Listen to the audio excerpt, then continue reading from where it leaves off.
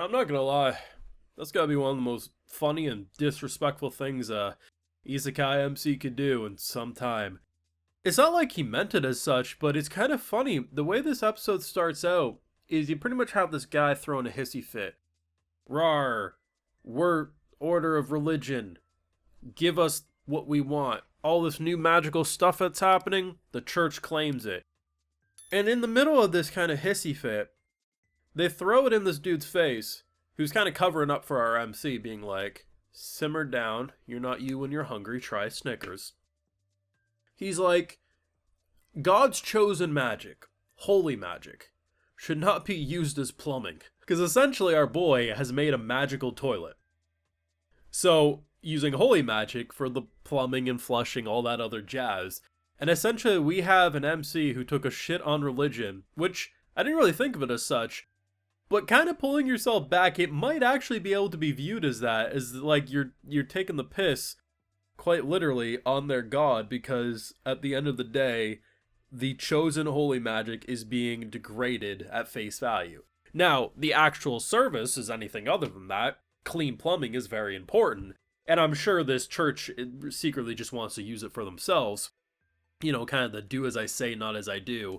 It's a sin to do this, but we're gonna do it because we're chosen under God. But either way, that was just funny. I thought that was such a funny intro because the more I thought of it, I was like, you know, it does kind of look bad at face value. Now, granted, we know our boy's chosen by the actual goddess Nolan, and she's hooking us up. I mean, but at the end of the day, yeah, that's disrespectful from, I guess, a religious point of view in terms of this world, but, that's pretty fantastic. Of course, if you want to support my work, though, and see my full thoughts on these episodes, we do got the Patreon, where you got those full live reactions available exclusively over there, if you're so interested. So I actually really enjoyed this episode. I'd put it probably in the top 3 of the 6 episodes. I thought it had a pretty coherent plot. It felt like it had an identity. It had a beginning, middle, and end. It knew what it wanted to do. And we finally got a animal that can apparently pull the cart-drawn carriage. I still think at some point, you know, I'm hoping Maple grows up a little more and she can also pull it as well, but I don't know. Either way, we now have a Drake horse who was actually quite the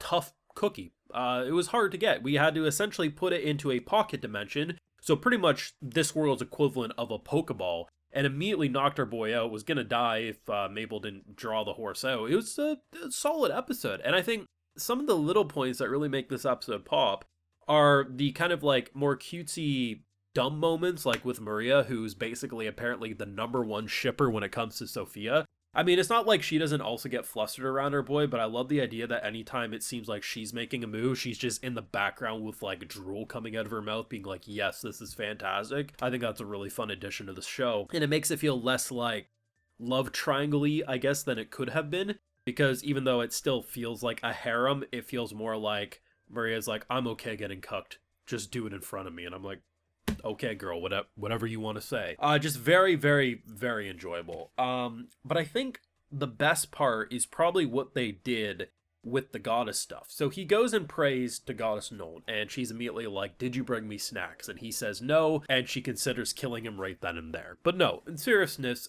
basically she reveals that he's actually ahead of the heroes, which I didn't think, like, I knew he would eventually probably get some sort of information, but I thought it would have been after the fact.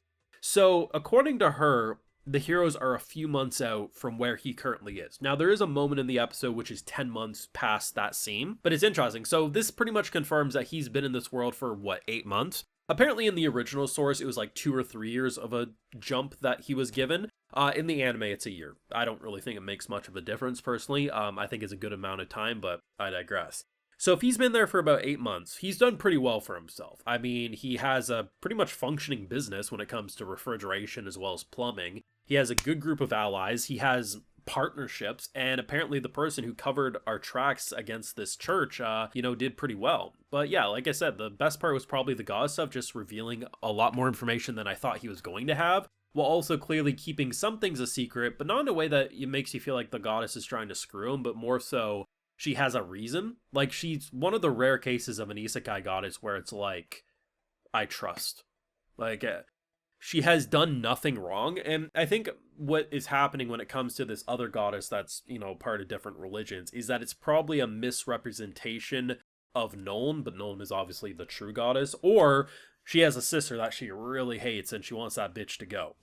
Either way, I don't know what they're going to do, but one of those two things, I'm sure. When it came to the taming of the horse scene, so Maple got jealous because, everyone was playing without her, and then she finds the horse, and then these ants attack, and it was a pretty fun, moment. And I like the idea that it wasn't just an immediate, here's master and horse bows down. No, immediately was like, I don't want this, and then passes out. And it was a cool thing. It was a bit of a struggle. It's kind of like it really felt more like a Pokemon scene than anything. It was a Pokemon that was a little too high level, didn't want the trainer in question, but through trial and error and showing that you can trust it, it bent the knee. And honestly, I kind of wish they kept the scars on it. I thought the scars added a bit more detail to it, but either way, it's still a pretty cool design and kind of continues this new trend. For the longest time, if you look at like the 2010s to the 2020s, like these types of creatures, whether it was Maple or even this Drake horse, would normally be 3D more often than not. Like maybe in static scenes they would be hand drawn, but for some reason we've reverted back, and I'm not complaining about it. It's just shocking that a lot of these more complex character designs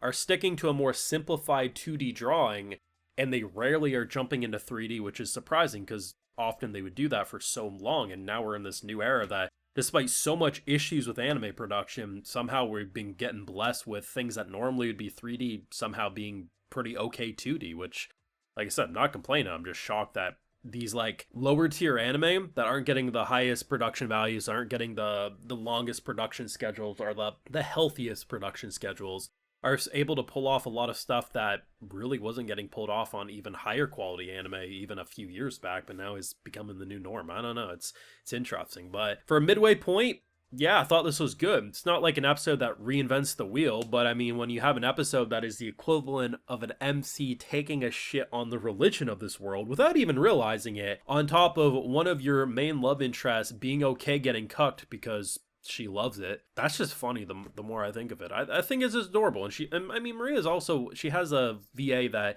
she plays these types of characters, this type of personality so well. She's done it so many times, and they just always leave you rolling. It was a good episode. What can I say? I knew what it wanted to be, and has me very excited for more, and I'm glad that they're slowly but surely showing more of the future stuff and revealing stuff to the MC at an appropriate pace. Of course, those are my feelings. You let me know what you thought down below. Favorite moment if you got any. I think there's only one more character left in the opening that they need to reveal, another girl if I'm not mistaken, so be interested to see how long until she gets introduced. But yeah, good stuff in my opinion. I think it was a top 3 episode out of the 6, but let me know yours. Leave a like if you enjoyed, subscribe if you're new around here, of course ring that bell, and like I mentioned, full live reactions over on Patreon, and hey, while you're over there, I'll also give you a video shout out. Alright, so today we got Nim Namer, Simon175, Tillman Henderson, Future Sean 0058, Callum Jordan, Ale, Wired Learner, and we also have Isaac Thulling. So I appreciate the support, everyone. Please take care. You all have a good one.